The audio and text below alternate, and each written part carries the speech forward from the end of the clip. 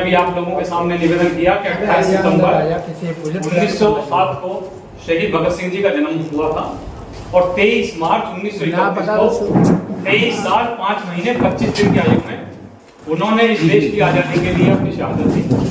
उनके जीवन का कुछ संक्षिप्त वृत्तांत में आप लोगों के सामने रखूंगा। आपसे निवेदन है बस 5 मिनट का धैर्य रखकर मेरी बात सुनें। जिस समय भगत सिंह जी का जन्म हुआ, आजादी की लड़ाई बहुत धीमी गति से चल रही थी और जिस परिवार में उनका जन्म हुआ वो ऐसा परिवार है जिसने आजादी की लड़ाई के लिए पूरे परिवार में कुर्बानी दी। भगत सिंह जी के जो दादाजी थे वो अर्जुन सिंह थे, वो आजादी की लड़ाई में कई बार जेल गए। आपके पिता वो भी आजादी की लड़ाई में जेल गए। आपके दोनों चाचा वो भी आजादी की लड़ाई में जेल गए और एक चाचा तो इनके स्वर्ण सिंह नाम था, जेल के अंदर उन पर इतना अत्याचार किया गया कि उनकी जो मृत्यु थी जेल के अंदर निमोनिया होने से हुई। और भगत सिंह 6 भाई और 3 बहन हैं, जगत सिंह, भगत सिंह, कुलवीर सिंह, कुलतार सिंह, रणवीर सिंह, राजेंद्र सिंह, अमर कौर, शकुंतला कौर और सुमित्रा कौर। एक बहन को छोड़कर जो जेल में नहीं है और इनके बड़े भाई जगत सिंह जिनकी 5 साल की आयु में मृत्यु हो गई थी, ये पूरा परिवार आजादी की लड़ाई में जेल गया। और भगत सिंह के बारे में तो सब जानते हैं कि उन्होंने वो जेल ही नहीं गए, वो फांसी चढ़े और जिस समय उन्हें फांसी हुई उनकी आयु केवल 23 साल 5 महीने और 25 दिन की। और केवल फांसी नहीं चढ़े, इसके अलावा भी उनका जीवन इतना लोमहर्षक अध्यायों से भरा हुआ है जिसकी हम कल्पना नहीं कर सकते। जिस समय भगत सिंह जेल गए उन्होंने ये तय किया कि जेल के अंदर जो है कैदियों के साथ सही बर्ताव नहीं किया जाता, खासकर जो आजादी की लड़ाई के कैदी हैं। तो उन्होंने जेल के अंदर भूख हड़ताल की और आप लोग कल्पना कीजिए कि उन्होंने भूख हड़ताल जो की थी वो भूख हड़ताल 116 दिन चली। 10 जून 1929 से लेकर और 5 अक्टूबर तक उनकी भूख हड़ताल चली है। कल्पना कीजिए 116 दिन कितना लंबा समय होता। अगर हम लोगों को कहा जाना कि 116 घंटे भी हम भूखे रह जाए तो 116 घंटे में भी 5 दिन बनते हैं। और इसमें बीच में कई दिन ऐसा है जब अंग्रेजों को लगा कि ये लोग खाना नहीं खा रहे हैं और अंग्रेज अधिकारियों ने पूरी क्रूरता से यह तय किया कि इनकी हंगर स्ट्राइक को किसी भी तरीके से तोड़ा जाए। तो उन्होंने जो पानी ये पीते थे उन पानी के मटकों में दूध भर दिया कि कम से कम तरल पदार्थ तो लेंगे ही और इनकी भूख हड़ताल टूट जाएगी। तो बीच में एक लंबा समय ऐसा भी निकला जब इन्होंने पानी भी नहीं पी। आप कल्पना कर सकते हैं कितना कठिन दौर रहा हो। और 23 साल की उम्र में फांसी चढ़े, 116 दिन की उन्होंने भूख हड़ताल की और जेल के अंदर जब वो रहे, जेल के अंदर वो खाली बैठे थे, जेल के अंदर रहकर भी उन्होंने बड़ा अध्ययन किया और एक किताब लिखी है उन्होंने, जेल डायरी। आप चाहें तो गूगल पर जाकर इस जेल डायरी को मंगा सकते हैं। इसमें भगत सिंह की विचारधारा के बारे में पता लगता है कि उनका उद्देश्य केवल हिंदुस्तान को आजाद कराना नहीं था, उनका उद्देश्य था एक ऐसा समाज बनाना जिसमें आदमी के ऊपर आदमी का शोषण रोका जा सके। उन्होंने कहा था हमारा उद्देश्य है एक समाजवादी समाज बनाना।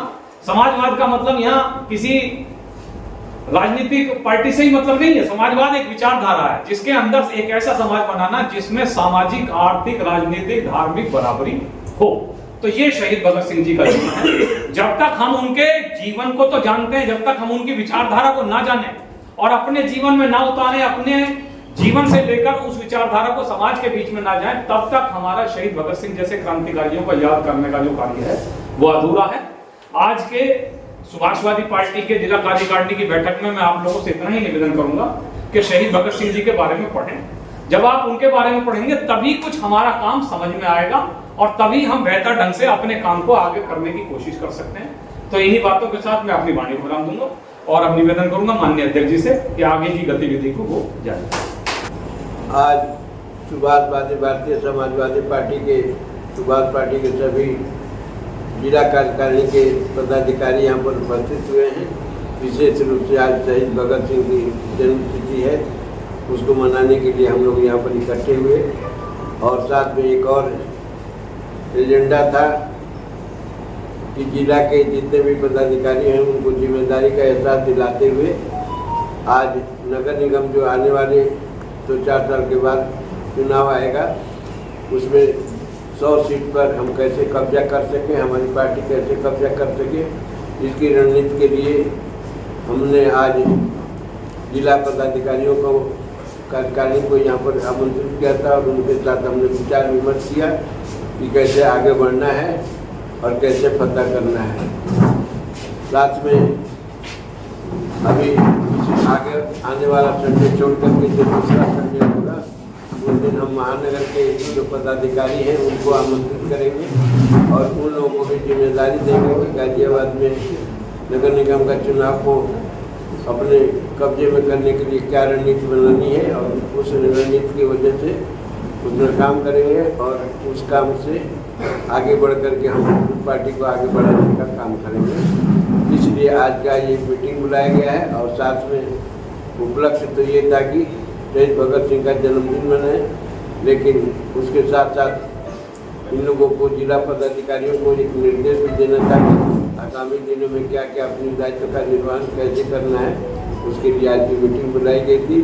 सक्सेसफुल मीटिंग हुई और सब लोगों को जो हमने दायित्व सौंपा है, हमारे संस्थापक जी ने दायित्व सौंपा है, उसको उन्होंने कबूल किया है और उम्मीद करते हैं कि वो सब लोग खड़े उतरेंगे अपने दायित्व को निभाने में।